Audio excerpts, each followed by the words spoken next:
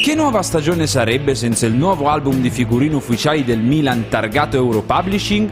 Corri in edicolo su Amazon a prendere la tua copia e non ti preoccupare, non correrai il rischio di trovare figurine dell'Inter. E visto che ci sei, regalati anche il calendario 2022-2023, l'unico con le pagine che si girano, come Giroud. Per info e costi visita il sito www.europublishing.it, cerca Europublishing su Amazon oppure chiedi al tuo edicolante di fiducia. Ti aspetta un campionato fantastico insieme ai nostri colori alla conquista della seconda stella. Acquistare la bottiglia di Franciacorta Brut AC Milan con l'etichetta celebrativa del 19° scudetto è semplicissimo. Basta andare sul sito www.lamontina.com/negozio oppure presso le tenute La Montina a Monticelli Brusati, in provincia di Brescia. E ricordati che se ascolti Radio Rossonera o fai parte di un Milan Club ci sono offerte speciali pensate per te. E allora amici, ordinate o regalate una bottiglia di Franciacorta La Montina su www.lamontina.com e non dimenticatevi di brindare ai vostri amici interisti. E vai Milan, gol!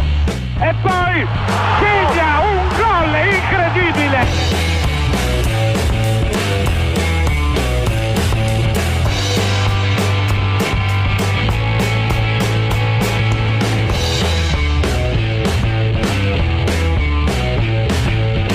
Il gol dei ragazzi! E il gol dei ragazzi! Rete! Ben ritrovati a tutti qui su Radio Rossonera. È un post partita del giovedì. Pensavamo di poter commentare un passaggio del turno, invece ahimè dobbiamo commentare l'eliminazione del Milan dalla Coppa Italia. Finisce 0-1 per il Toro dopo i tempi supplementari, dopo che il Toro è rimasto in 10.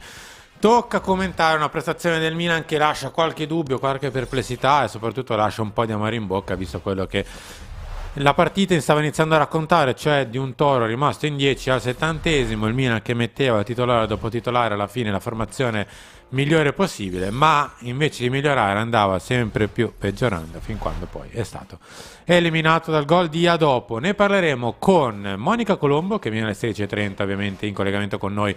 L'ospite di giornata sarà lei direttamente dal Corriere della Sera, poi 02 4942 8479. Oggi il telefono rimane aperto sempre, però l'unica cosa che vi chiedo, ve lo ripeterò magari nel mentre durante le dirette, diciamo ti si è spento il microfono, caro Enrico Boiani. Nel mentre ti saluto. Ciao Henry. Ciao Henry. Beatrice Sarti, ciao Bea. Ciao a tutti, buon pomeriggio. L'unica cosa che vi chiedo è appunto degli interventi brevi, mirati, di pochi secondi, non dei sermoni di minuti e minuti, altrimenti non riusciamo a mettere le grafiche, sentire l'ospite, sentire gli altri tifosi, eccetera, eccetera, eccetera. Interventi molto brevi, grazie Marco per il suggerimento, grazie. In effetti questo è 30 secondi, un minutino, non di più. Quindi il telefono lo apriamo, quindi Sal, metti pure il numero di telefono in sovraimpressione 02 4942 8479. Prima di tutto un vostro commento a freddo, vi è un po' passata, vi è scesa la rabbia? Cosa vi è rimasto dalla partita di ieri?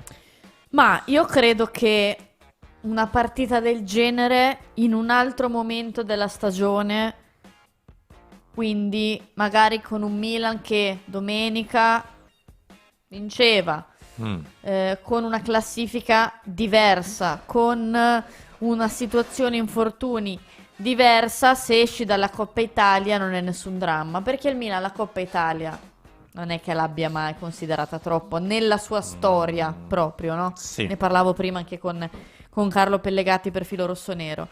Ma è ovvio che in un momento del genere, in cui domenica va come va, quindi speri subito di cancellare, tra virgolette, con una vittoria, 120 minuti e porti a casa anche l'eliminazione, è chiaro che era meglio non viverlo.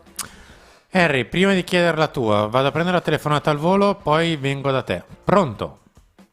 Buongiorno. Ciao. Ciao, sono Luca. Ciao Luca. Ciao. Una domanda velocissima, seguo il tuo consiglio. Informazioni su Cardinale. Dov'è? Negli Stati Uniti. No, che sia negli Stati Uniti è chiaro, ma intenzioni di intervenire, quali sono un po', se avete voi delle idee? o Allora, sapete qualcosa in più? ti rispondo velocissimamente, subito. Grazie mille. Ciao Luca. Ciao, ciao, ciao. ciao. Non è Luca Ward, anche se la voce profonda sì, ce l'aveva, poteva essere il gladiatore, ma invece no, non è Luca Ward. Cardinale, non lo dovete, tra virgolette, intendere come un presidente presente. È un Cioè po' non è come... Moratti, No, per dire che no, il lunedì no, lo vedevi nel no. solito punto di Milano fare l'intervista, commento. Cioè, è come del quando si campionato. chiedeva a Gordon Singer o a Paul Singer dove sono, se sono presenti, cosa fanno. Non è così che gestiscono il Milan in generale, che gestiscono i propri affari. Delegano a chi di dovere. Da qualche giorno a questa parte si è stabilito a Milano in maniera operativa il nuovo amministratore delegato, ovvero Giorgio Forlani, dal lunedì, se non ricordo male, è a Milano in pianta stabile. Da adesso in poi io spero che si possa fare qualcosa di un pochino più concreto, soprattutto per quanto riguarda alcuni temi, tra cui A, lo stadio, B, la squadra, che non è quella di questo mese, ma come abbiamo visto anche nell'annata precedente, ad esempio i Botman e Renato Sanchez erano partiti più o meno di questo periodo, sperando in una fine migliore. Però insomma il mercato non lo si programma a giugno e a luglio, tutto quanto si programma con ampio anticipo. Spero di vedere un po' più diciamo così, di operatività, ecco, rispetto agli ultimi 6-7 mesi, presenza. che è stato un po' troppo di interregno, ecco. Torniamo al telefono tra poco perché c'è già un'altra telefonata. Henry, lascia a te i tuoi 30 secondi. Ma no, io sono semplicemente preoccupato. Preoccupato. No, sì, cioè, per il lungo periodo. Perché, come abbiamo detto ieri, si gettano basi, si mettono basi, si continuano a mettere le basi. E poi esci col Torino in superiorità numerica in Coppa Italia agli ottavi con i titolari che entrano al posto delle riserve. Non lo so, sono preoccupato per il lungo periodo perché credo che, come ho detto stamattina, tutti debbano fare uno step dai giocatori che ancora hanno bisogno di qualcuno che li tenga in riga, purtroppo. Lo scudetto non ci ha fatto crescere di mentalità per ora.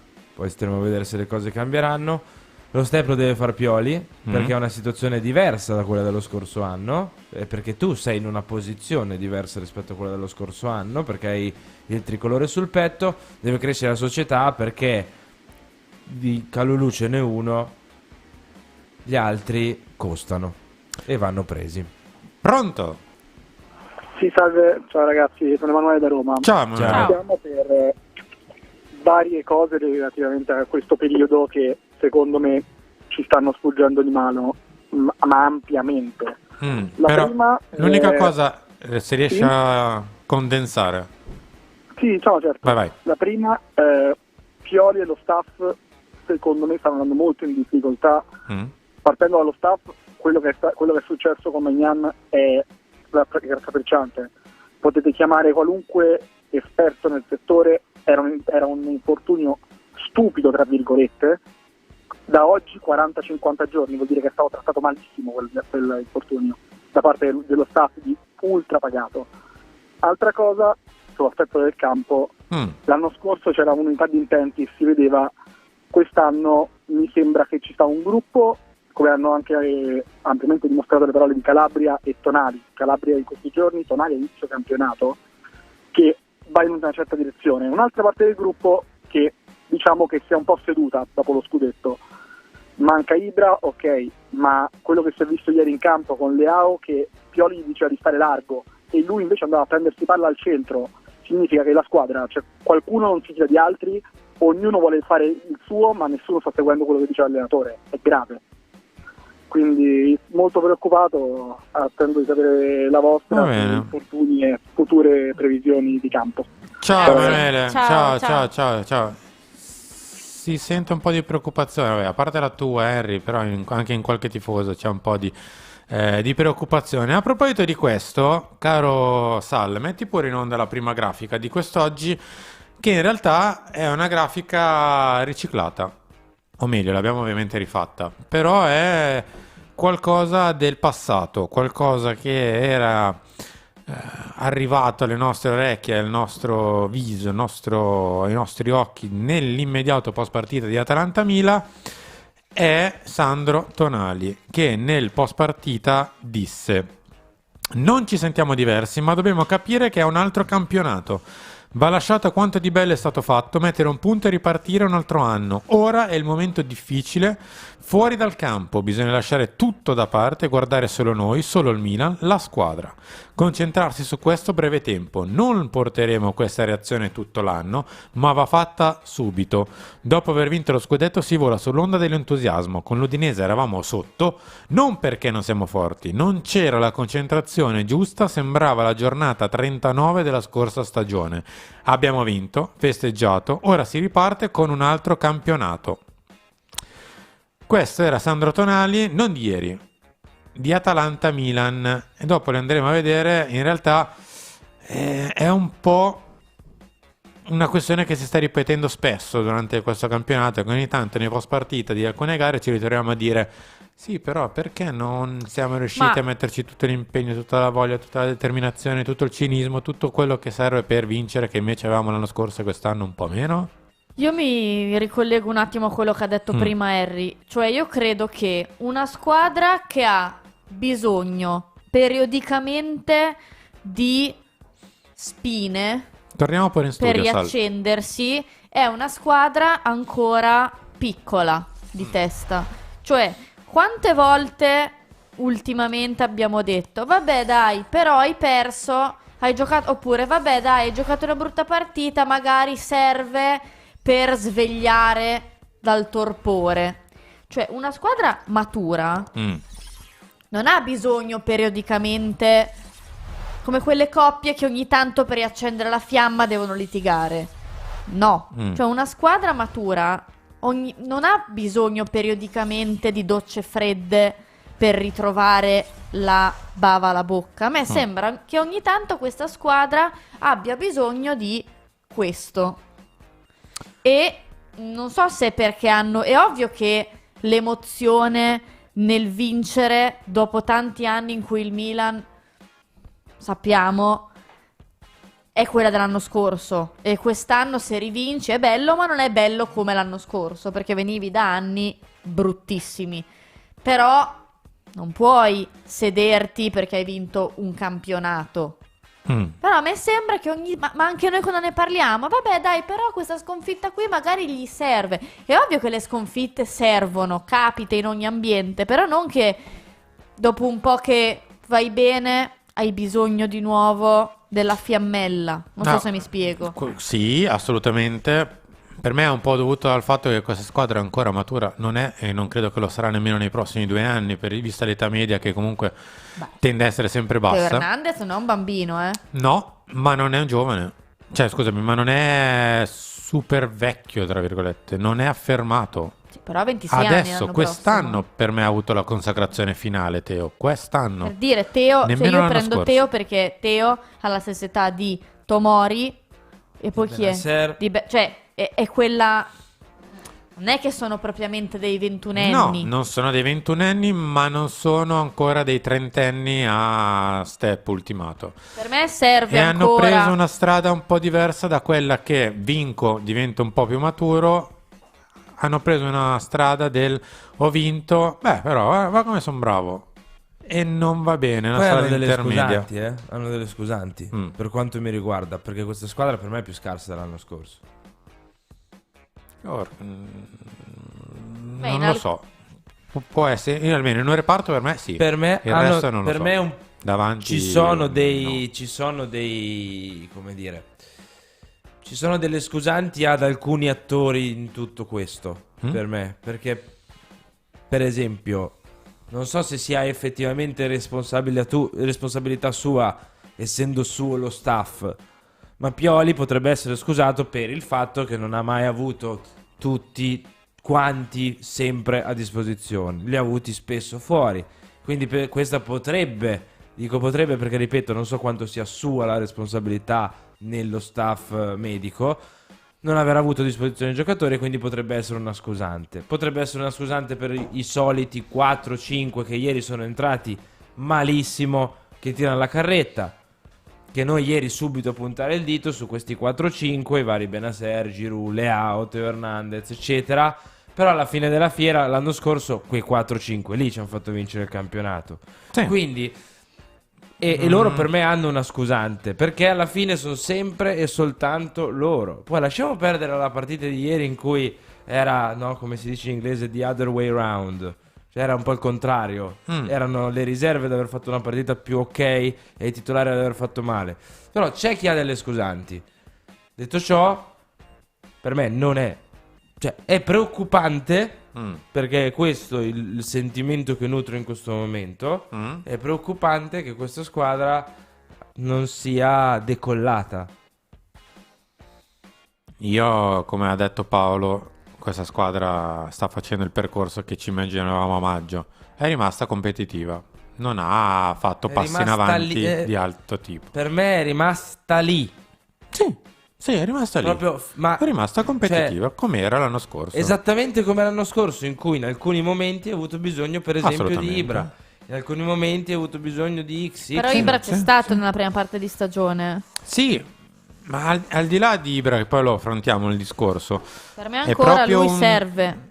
È proprio quello che il Milan ha dimostrato di fare anche l'anno scorso ogni tanto. Dei buoni periodi, dei periodi che magari ogni tanto fletteva un Leao pochino. non entra in quel modo se c'è Zlatan in campo di ieri sera.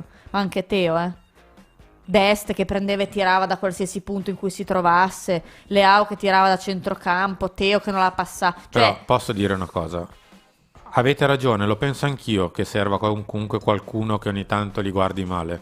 Però onestamente, come diceva Henry, siamo arrivati ad avere dei ragazzi del 97, 8, 9, gente anche un pochino più grande del 97, che ha ancora bisogno che Ibra guardi male Tizio, dia un urlaccio a Caio. E ci vuole per forza quello? Sì, perché Ibrahimovic, Zlatan ha la testa da vincente. Sì, ma non può esserci sempre uno Zlatan che ti urla nelle orecchie. Assolutamente, non impari mai a però crescere.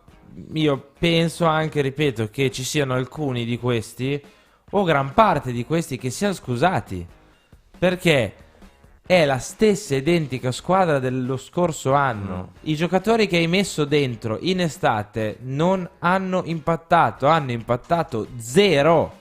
Tutti hanno impattato zero. Più hai perso il terzo centrale, perché l'hai perso ed era il terzo centrale, più hai perso Frank Kessie, che anche se vi sta sulle balle era Frank Kessie.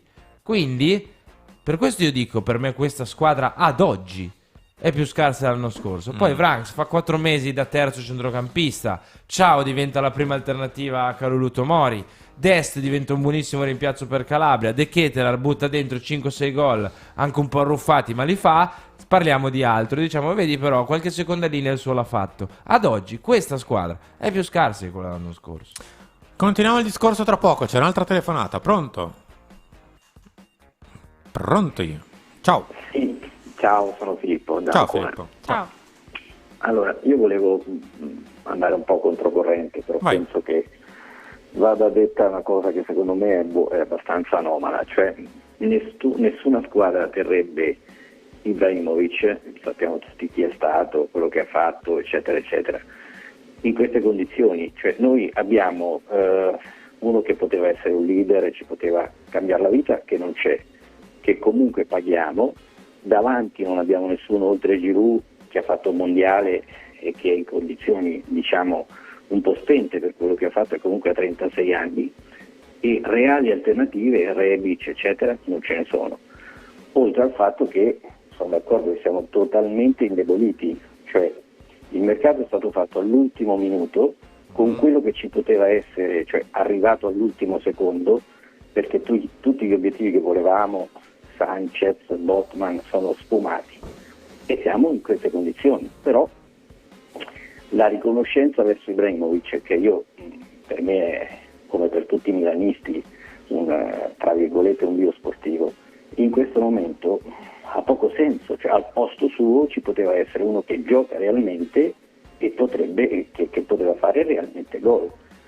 Poi se ci mettiamo che abbiamo un secondo portiere che nessuna squadra competitiva, che è Tatarusano, ai nostri livelli ha, e altre cose, Kier, il crociato eccetera, siamo in queste condizioni. Cioè, l'anno scorso è andato tutto perfettamente, quest'anno sta iniziando a scricchiolare qualcosa, ma per colpe partite purtroppo dalla dirigenza. Bisogna avere il coraggio di dirlo quando le cose non vanno benissimo. Filippo, grazie mille e alla prossima. Ciao. Quindi abbiamo prima parlato del gruppo, ora Filippo parla invece di errori fatti quest'estate. Ma per me puoi anche averlo Ibra come rischio, però se tu al rischio Ibra mi associ il rischio Kier che viene da un crociato, il rischio Righi che viene da un infortunio al tendine, cos'era, non mi ricordo, il rischio Rebic che non ha mai fatto una stagione intera, mai una da quando è qui, sono troppi. Poi hai Florenzi che comunque è stato anche il sfortunato, suo storico in generale però non il è suo il massimo. storico non è il massimo. Poi che abbiamo? No, basta. Ci fermiamo qui cronici, con basta. i rischi. E se tu associ Stai per tutti prendere questi, Renato Sanchez, cioè. se tu associ tutti questi rischi insieme, è ovvio che potevi trovarti in questa situazione, potevi anche non trovartici, però aumenti il fattore di rischio se tutti e quattro. C'è un'altra telefonata, se non ho capito male, vero Sal? Sì, mi pare di averti visto rispondere, quindi tra poco ci andiamo subito. Per chiudere la questione Ibra, visto come siamo messi, ben venga, onestamente. Perché Io a questo Francesco punto non sto dando la colpa a nessuno, grazie. serve avere Zlatan, ma che una squadra di 23 giocatori, anche con qualcuno esperto, che porta anche la fascia da capitano, che porta la fascia da vice, di vice del vice, un allenatore, un dirigente e un altro dirigente, non riescono a cavarsela tra virgolette da soli senza dover aver bisogno ancora una volta del vecchio Zlatan, che sia lodato sempre, ma non è che ce lo possiamo avere in eterno come mascotte urlante negli spogliatoi. Prima o poi bisognerà crescere, non possiamo ridurre a Zlatan foglia di figo, che ogni volta che ci copriamo dietro di lui, perché sennò altrimenti, oddio, che succede?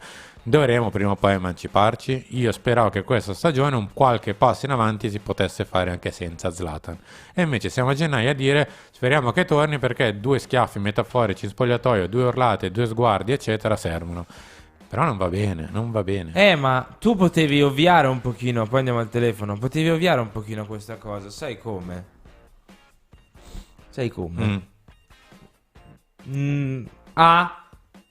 Non perdendo i giocatori che in teoria questo dovevano farlo.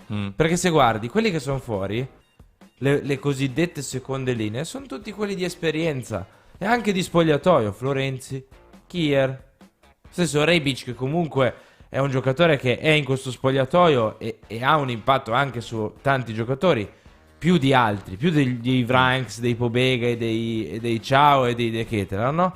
Ma sono tutti fuori. I tuoi uomini spogliatoio, i tuoi uomini di esperienza, i tuoi uomini che nel momento un pochino più di difficoltà alzano un po' la voce e parlano, Florenzi, Kier e quant'altri, Maignan, tutti fuori. E non da una settimana, tutti fuori da ottobre, novembre, a turno, insieme, tutti fuori, ok? Più quelli che hai preso c'hanno 20 anni, perché quelli che hai comprato tu, Orighi, a parte. C'hanno 20 anni. Andiamo al telefono, poi una piccola pausa ai vostri interventi, perché tra qualche minuto arriva l'ospite di oggi, che è Monica Colombo. Pronto? Ciao ragazzi, sono Enzo. Ciao Enzo, velocissimo. Sì, sono velocissimo. Ascolta, volevo dire una cosa. Io sono sempre più convinto, ve lo dissi già altre volte, che il problema non è è vero che pesano gli infortuni, pesa tutto, ma sono sempre più convinto che il problema del Milan sia mentale nel senso, guarda, forse dico una parola pesante, io arriverei a dire, anche se non abbiamo vinto ancora niente a parte lo scudetto, che sia quasi di appagamento.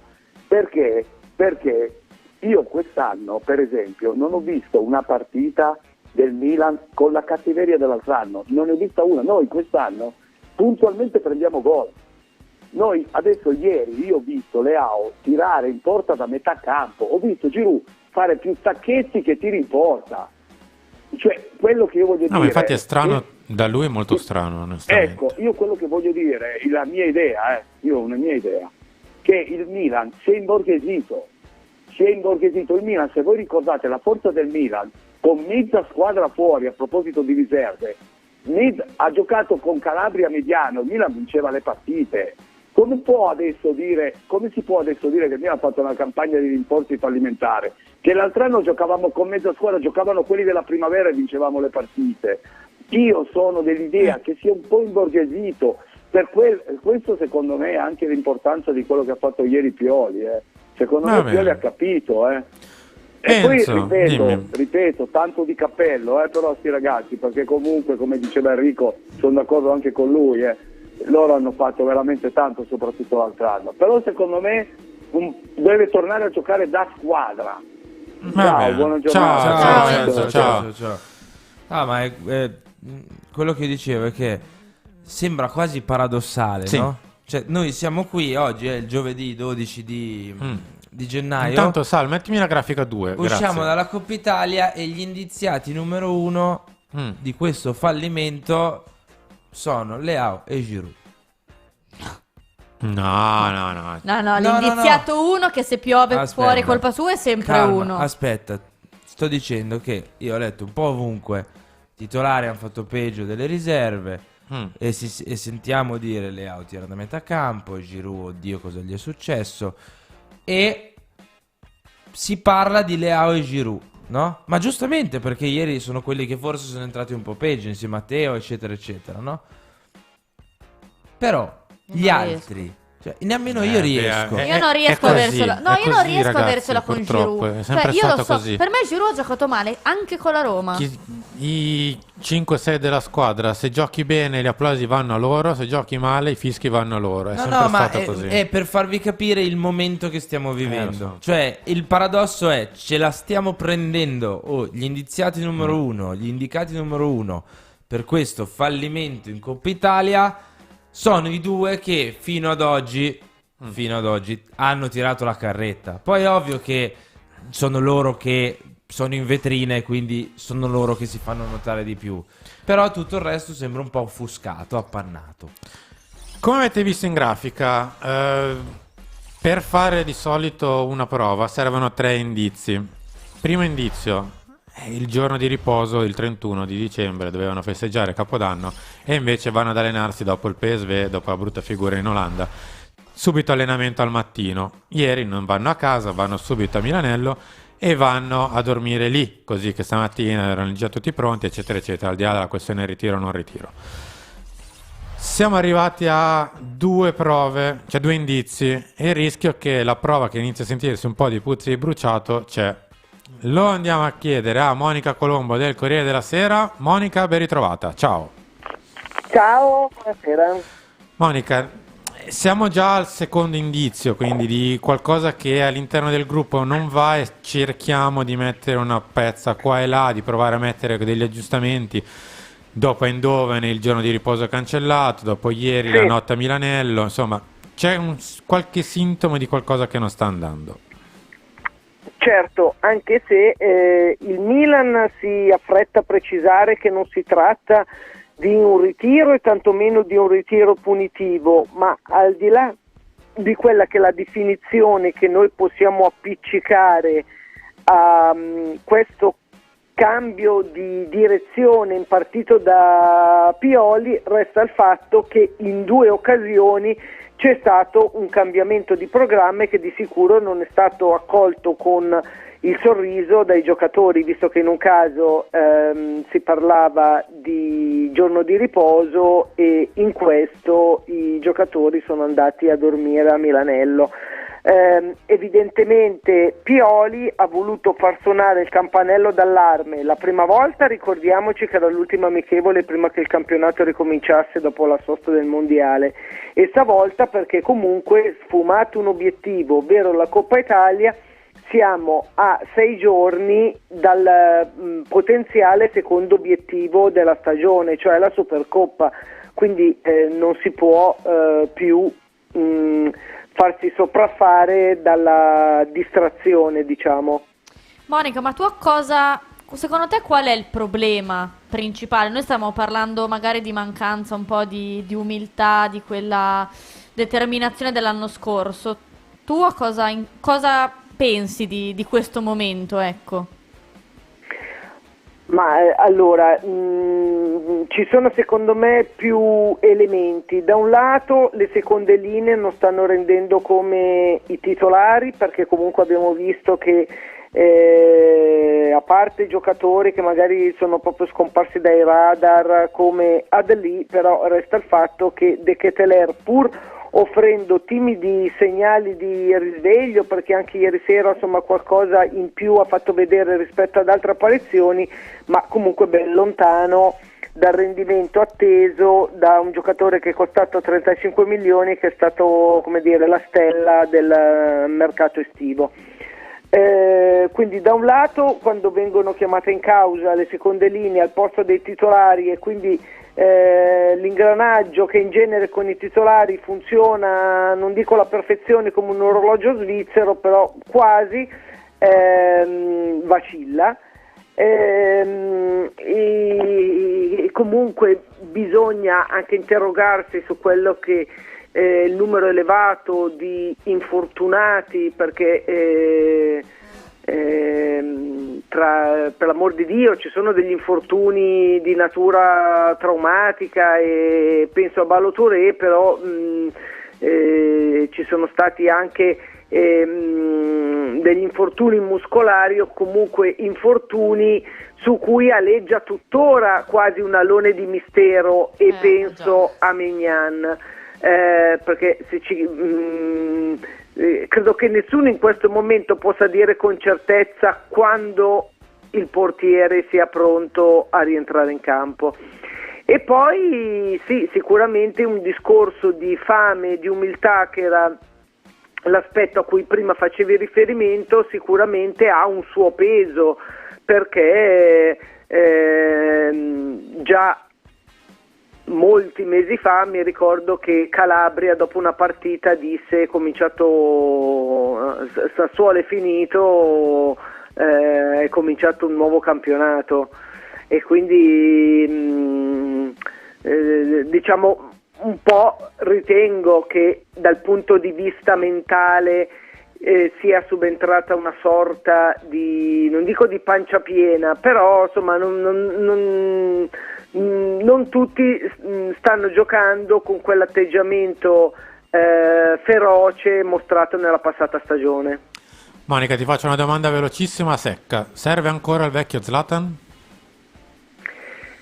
Sì, anche se in questo momento io credo che le aspettative siano superiori al rendimento che lui potrà offrire, perché lui rientrerà in campo il 14 febbraio e tutti ce lo auguriamo. Ma io non credo che a 41 anni, dopo così tanti mesi fermo, come dire, si schiaccia l'interruttore, lui pronti via, è un giocatore pronto per essere utilizzato in ogni partita. Me lo auguro. L'altra domanda che ti faccio invece è sulle parole di Paolo di ieri sera. Sostenibilità sì, mercato chiuso anche. Quindi insomma la rosa rimarrà quella che conosciamo finora. Diciamo che ha un po' messo nero su bianco quanto si era in parte intuito, nel senso che c'era il margine di speranza che potesse arrivare un portiere, che quindi la trattativa con l'Atalanta per anticipare Sportiello, comunque per prendere un altro estremo difensore, visto che erano usciti i nomi addirittura di Vicario, di Sergio Rico, insomma la speranza era che un portiere potesse arrivare, oppure anche un attaccante, perché in questo momento dietro Giroud c'è il vuoto. Evidentemente Maldini e Massara preferiscono dirottare tutte le risorse che avranno a disposizione sulle trattative di rinnovo, e il discorso della sostenibilità, vabbè, non è un discorso di oggi, c'era già con la precedente proprietà, e comunque non so quante società la scorsa estate hanno investito 50 milioni. L'ultima domanda che ti faccio, Monica, è su Pioli, se gli dai qualche colpa specifica oppure secondo te è uno degli ultimi o comunque non il responsabile principale? No, io credo che sia uno degli ultimi, nel senso che comunque i giocatori sono questi, poi certo se la domanda è anche lui ha avallato l'acquisto di De Ketelaere, allora va bene, discutiamone, però mi sembra che in questo momento non abbia così tante colpe. Certo, il fatto di aver portato la squadra in quello che noi non chiamiamo ritiro, comunque è anche un modo per metterli davanti alle loro responsabilità, e in parte addossargli la colpa, insomma. Monica, grazie ancora per essere stata qui con noi, buona settimana e a presto. A voi, buon pomeriggio. Ciao, grazie. Grazie ancora a Monica Colombo del Corriere della Sera. In effetti l'arma del ritiro, perché questo si chiama ritiro quando una squadra va a dormire nella propria sede di allenamento. Poi lo possiamo chiamare colazione tutti insieme, allenamento di qualità, che ne so, vediamo i video al mattino presto perché invece dei cartoni vediamo i video. No, è un ritiro, si va a dormire nel centro sportivo, ma tant'è. Si è usato per farlo per 50 anni, non capisco perché bisogna stravolgere le parole italiane. È un ritiro durato un giorno, semplicemente, non una settimana. Siamo andati quindi a Milanello, il rischio è che bisogna gestirlo bene, perché se i giocatori poi vengono presi e sbattuti solo e soltanto davanti alle proprie colpe come unici colpevoli, non è bellissimo. Cioè, bisogna prendersi tutti le colpe, non dire, far intendere, li abbiamo mandati a dormire a Milanello perché loro non hanno giocato in maniera... Loro, occhio. Io non dico che non sia stato giusto farlo, però occhio, bisogna saperlo fare. Quindi tu bene. che colpe dai a Pioli? No, io non do colpa. Do colpa. lui. Sì, ma non sulla decisione, dici, del ritiro. No, non ho capito questo discorso. Cioè... Non puoi dare la colpa solo ai giocatori. No. Prendere una decisione che all'occhio di tutti è i giocatori ieri sono comportati fatto? male, punizione, non dormono a casa, dormono a Milano. E quindi tu cosa avresti fatto? Io avrei lasciato andare i giocatori a casa e stamattina ribalto lo spogliatoio senza che nessuno sappia nulla. Lo devono sapere loro che li ribalto, non quelli che stanno fuori. Noi compresi. C'è una telefonata, se non ho visto male, caro Sal. Mettiamola in onda. Pronto? Sì, ciao ragazzi, sono Massimiliano. Ciao. Allora, è tutto giusto quello che avete detto, mancato mercato, è calata un po' la grinta, la fame, però io di solito sono sempre a favore di Pioli, per me ha fatto dei miracoli in questi anni, però ieri un po' di colpa gliela do a lui perché quella tattica del primo tempo, insensata, sembravamo l'Inter con i giocatori più scarsi però, no? Cioè praticamente abbiamo perso, quanto abbiamo giocato con quel modulo? Un'ora? Sì, un'oretta. Abbiamo perso la prima ora a giocare con quel modulo senza senso, e dando un po' l'idea ai ragazzi: guardate che questa qua è una prova, è un allenamento, proviamo a giocare questo 3-4-3 mascherato, come cavolo era. Cioè, capisci, ha dato un po' l'alibi ai giocatori. Sappiate che è un allenamento, è una prova. Poi dopo entrano i fenomeni e all'improvviso devono accendere la luce, ritornare a giocare col loro 4-2-3-1, no? Ma non è sempre facile che si accende la luce così, entri. Cioè, secondo me la colpa di ieri di Pioli è questa, è stata, oltre a fare un turnover esagerato, però ci poteva stare, ma almeno fallo mantenendo il tuo gioco che tutti i giocatori conoscono, senza. Poi a me ha fatto veramente una tristezza Salemaker, quando Salemaker non può svariare su tutto il campo, lui la sua forza è quella, svariare su tutto il campo, coprire tutti i buchi, ma fargli fare solo la fascia destra avanti e indietro, lui non è verticale, lui è un orizzontale. Lui non può fare lui non può fare quel gioco lì di andare avanti. Alexis è tipo una cavalletta che è ovunque in campo. Sì, e invece ieri non poteva farlo perché doveva fare tutta la fascia destra, avanti e indietro, e non è il suo gioco. Quindi spero di non rivedere mai più questo schema, di ritornare umili. Non mi è dispiaciuto Pobega da trequartista, lo so che non sarà mai Çalhanoğlu, non sarà mai che sì, ma almeno ha quell'idea di gioco, no? Massimiliano non mi trovi d'accordo, mi dispiace. No, va bene, no, nel senso che sono le tue idee, quindi no, nel senso che Simone, quindi... Massimiliano ci sta, cioè per me nel Milan quella forse è la cosa migliore che sa fare nel Milan. Poi che nel Milan in generale Pobega tre quarti No, io dicevo come tipo di giocatore. Lì siamo stati abituati a giocare con un centrocampista, no? Prima Çalhanoğlu, poi a volte che sì, qualche volta l'ha fatto anche Tonali, e siamo sempre andati abbastanza bene con quel tipo di giocatori.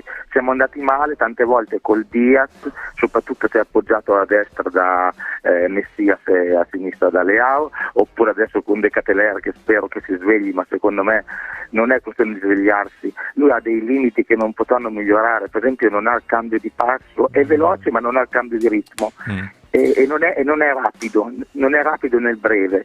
Poi ho visto che il destro lo usa solo neanche per scendere dal letto. Non lo so se potrà migliorare questi difetti, mi auguro.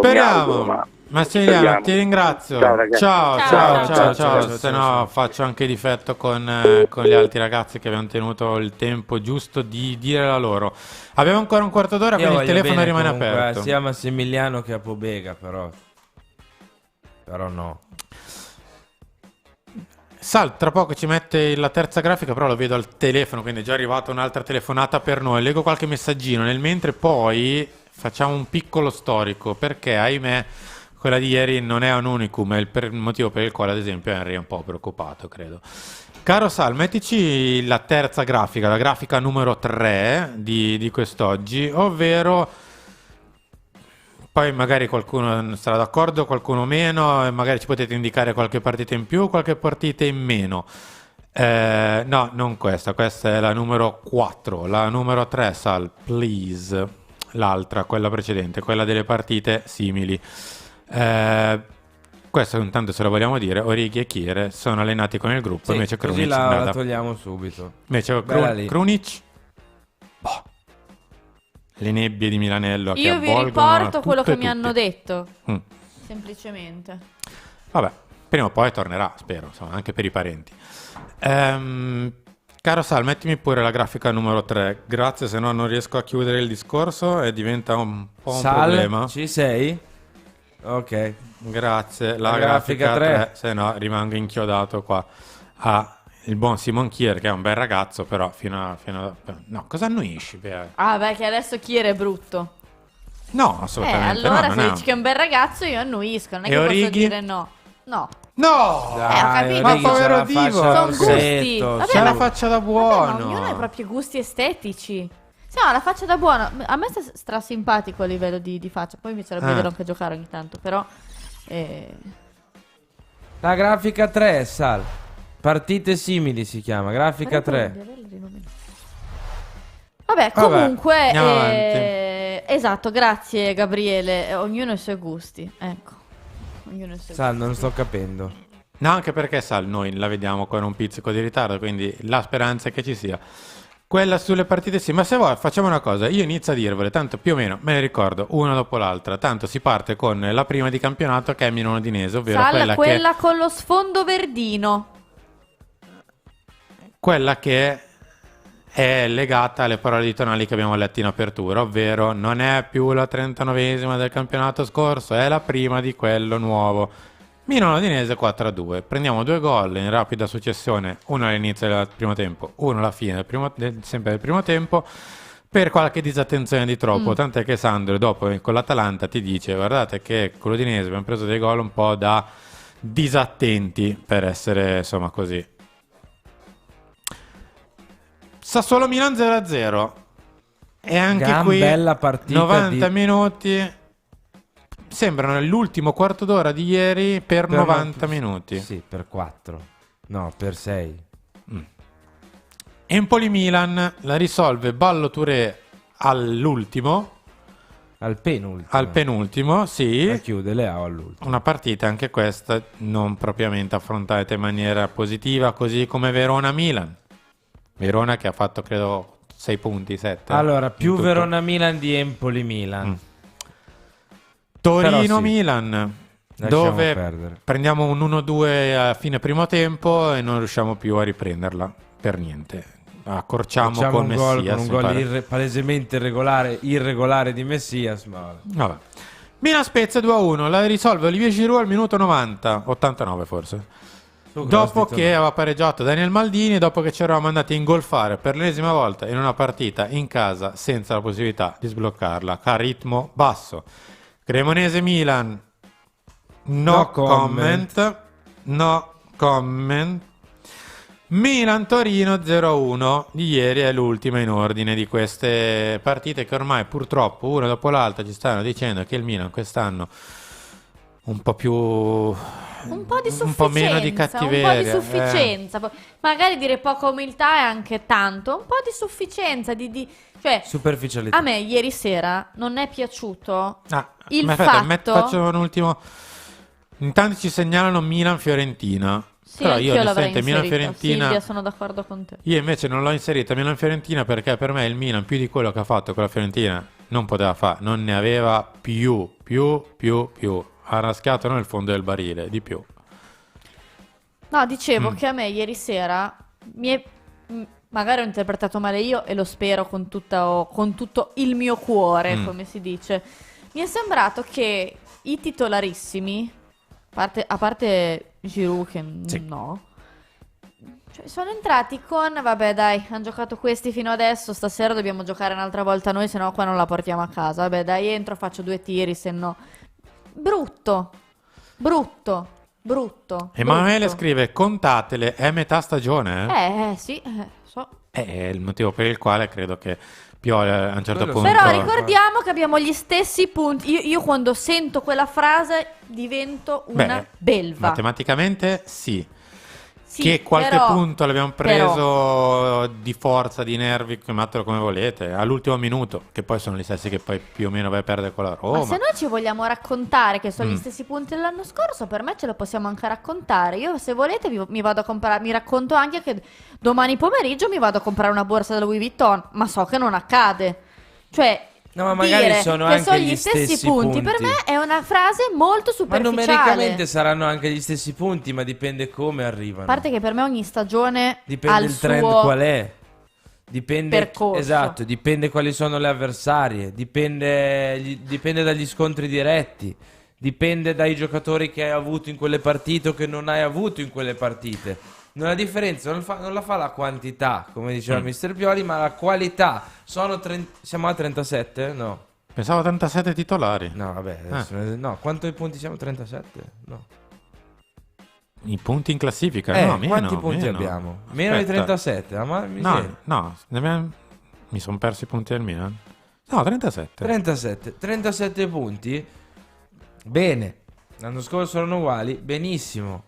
Però dipende come sono arrivati questi 37 punti, con chi, perché, come li hai presi, come li hai persi, chi ci giocava, chi non ci giocava, quanto hanno impattato le seconde linee in questi 37 punti, quanti punti ha portato il portiere di questi 37 punti. Luca scrive: 3 partite abbiamo giocato, Inter, Juve, Napoli. Anche per me. Però hanno una cosa in comune, sono le prime 4 insieme a noi. Ergo sì, però l'allenatore tuo ti viene a dire 8 volte l'anno scorso il campionato si vince con le piccole.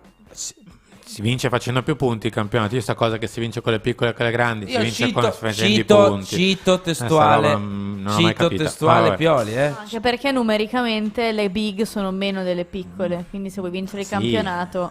No, ma io sono citato Pioli, perché l'ha detto l'anno scorso tipo 6 volte. È la dimostrazione che questa squadra forse ancora non riesce a guardarsi dentro in una partita classica, normale, facile sulla carta e dire: ma io questa partita la vinco, non sulla carta, la vinco, punto. perché poi si automotiva perché arriva l'Inter, perché arriva la Juve, perché arriva il Napoli, perché arrivano le due da dentro e fuori di Champions League e quindi fa 4-0 4-0 e non va bene. Però non va bene neanche. Però guarda quelle 3 partite che hai giocato. Togli il Napoli che era sopra di te. Torniamo pure in studio, Sal. Togli il Napoli che era sopra di te e comunque hai perso, perché diciamo che abbiamo giocato col Napoli, ma sempre perso abbiamo. Guarda la Juve. Allegri 4 giorni prima ti viene a dire togliete al Milan 5 titolari, vediamo. Guarda l'Inter. Brozovic e Barella vanno così sotto la Sud. Sal, ci dicono che il telefono è occupato. Per me non è un caso. Cioè, questa squadra, vedi, ha sempre bisogno di uno stimolo. Ha sempre bisogno della provocazione, della fiamma che... Il Milan delle ultime 10 l'anno scorso non è stato un Milan entusiasmante dal punto di vista del gioco, della spettacolarità, delle occasioni create. Non era neanche un Milan che creava 200 occasioni. Però era bello dritto per me. No, però entrava in campo, il chiodo fisso era vinco. Punto. Può esserci davanti chiunque, ma tanto in fondo allo scudetto ci arrivo io. Quindi sta partita la vinco con l'Atalanta, la Fiorentina, il Verona. Può esserci tutto, l'ha fatta al Verona di mezzo, può esserci il Sassuolo di mezzo, ricorsi e ricorsi, non mi interessa, dritto vado a vincere. Quest'anno il Milan questa cosa qui non ce l'ha sempre, ce l'ha solo nelle partite dove riesce a automotivarsi, che non va bene. Telefonata. Che poi non è automotivarsi, te l'ho appena detto, c'erano dei motivi che ti accendono, anche in quelle partite lì. Pronto? Ciao a tutti, sono Stefano. Ciao Stefano. Ciao, volevo dirvi 2 cose, fare 2 riflessioni. Allora, la prima è questa, mi aggancio a questa cosa che avete detto un attimo fa, però mi fate sempre esempi per le ultime fette di campionato, dove non ne hai persa una.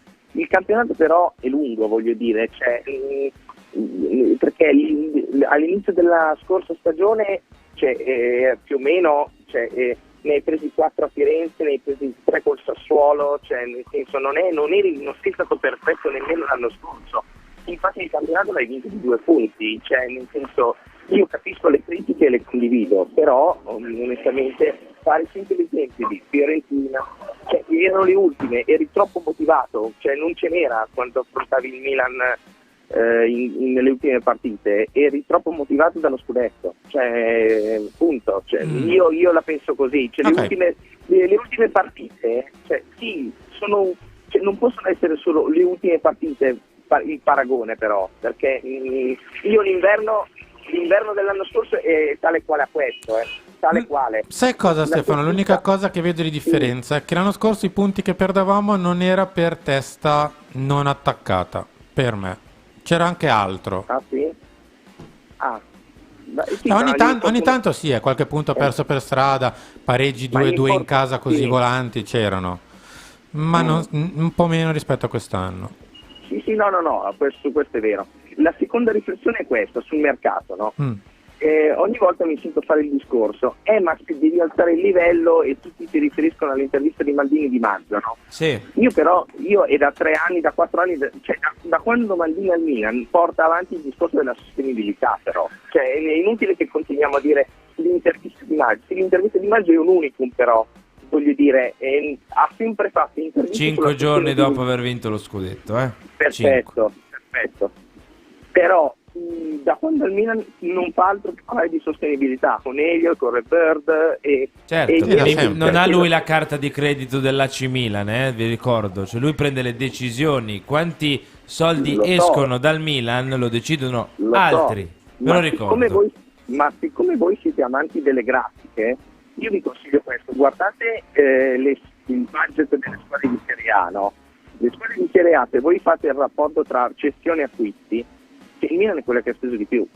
No, sicuramente, non lo metto in dubbio. Allora, se ogni volta bisogna fare il paragone con la Premier non c'è storia, la Premier è un altro pianeta, cioè ogni volta è la proprietà ridicola, non è la proprietà ridicola, è il calcio italiano che è ridicolo. No, è il calcio italiano che è straindebitato e ogni volta mi sento fare questo discorso, ma il Milan, la proprietà, non vuole spendere, non vuole dire, ho capito, e ci sono le altre squadre italiane che cosa fanno allora? Volete la proprietà delle altre squadre italiane dove in una si dimette tutto il CDA, l'altra devi vendere un giocatore a stagione, adesso con tutto il bene. Cioè, va bene, Stefano. Ecco, grazie. Ciao. Abbiamo così qualche minutino per chiudere per l'ultima grafica, Sal, quella riferita a Isma Benasser. Sal, gracias. La grafica di Isma, così chiudiamo il discorso sul rinnovo, finalmente, visto che lo portiamo avanti da un anno a questa parte, o forse anche di più. Speriamo di poter dare oggi, dovrebbe essere oggi, senza grandi patemi. È una grafica, sai che mi ricorda uno stile di qualcosa, ma non riesco a capire chi. C'è forse un fonte di FIFA che è simile, può essere? Sì, un po' FIFA, un po' Ritorno al futuro. Isma del Milan fino al 2027. L'ho fatta io, anche io l'ho già vista, ma non so dove. Diteci dove. Va bene. Perché anche a me ricorda qualcosa. No, non servono le chiavi 3D per vederla. È Canva, come scrive Fede, infatti. Finalmente ce l'abbiamo fatta. Eccolo. 4 milioni. Basta che non rispondi, sai. Sì, anche perché 2 minuti e abbiamo finito. 4 milioni 2027, clausola 50 al 2024 e siamo tutti felici e contenti. Felicissimi, io sono veramente contenta di questo rinnovo, se lo merita, anche perché per me è un calciatore vecchio stampo anche a livello di testa, che serve sempre in questo mondo che sta andando alla deriva. Io avrei messo soltanto una clausola nel contratto, una spuntatina al pizzetto. Io però Isma gli voglio bene così. Fa parte di un'altra epoca. Per me, se firma a 4 sì. 2027 il pizzetto può anche crescere, per quanto mi riguarda, per quanto sia brutto. Adesso va bene così. Per stavolta passi. Beh, siamo arrivati in chiusura. Noi ci ritroviamo con Carlo. Sì. Carlo combattivo alle 19. Combattivo. È combattivo. Sì, è combattivo, però combatte tutto Carlo, combatte anche chi fa troppe accuse, tutto, un insieme di cose. Carlo è 360 gradi. Prima di salutare Henry, devo ricordare che, ahimè, non possiamo bere per festeggiare perché il passaggio del turno è andato. Torniamo in studio, Sal. Ma possiamo bere per dimenticare, quindi possiamo bere la montina, per ogni festeggiamento c'è sempre una bollicina a accompagnare e quindi anche nonostante tutto c'è la montina che spero possa fare, oltre a questi calici, qualcuno ce l'aveva chiesto poco fa, sono di la montina? Sì, la risposta è sì. Oltre a fare la versione del 19esimo scudetto che è questa, li trovate possa sul fare sito? Qualcos'altro tra poco, speriamo. Sul sito lamontina.com/negozio trovate tutto, oppure andate a trovare la Montina nelle tenute di Monticelli Brusati per farvi un bel tour durante questa domenica, che tanto il Milan non gioca perché gioca sabato, o la prossima, visto che il weekend è libero completamente, visto che il Milan non c'è, è Supercoppa e poi Lazio dopo.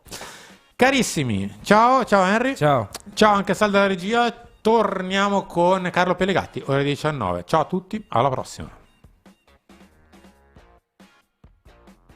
Che nuova stagione sarebbe senza il nuovo album di figurine ufficiali del Milan targato Europublishing? Corri in edicolo su Amazon a prendere la tua copia e non ti preoccupare, non correrai il rischio di trovare figurine dell'Inter. E visto che ci sei, regalati anche il calendario 2022-2023, l'unico con le pagine che si girano, come Giroud. Per info e costi visita il sito www.europublishing.it, cerca Europublishing su Amazon oppure chiedi al tuo edicolante di fiducia. Ti aspetta un campionato fantastico insieme ai nostri colori alla conquista della seconda stella.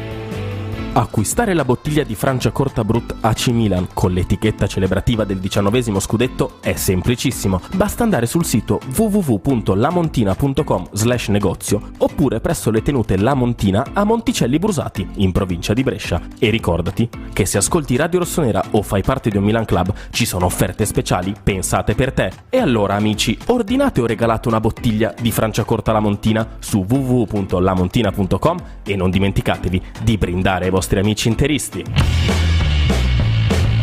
vai Milan, gol! E poi segna un gol incredibile!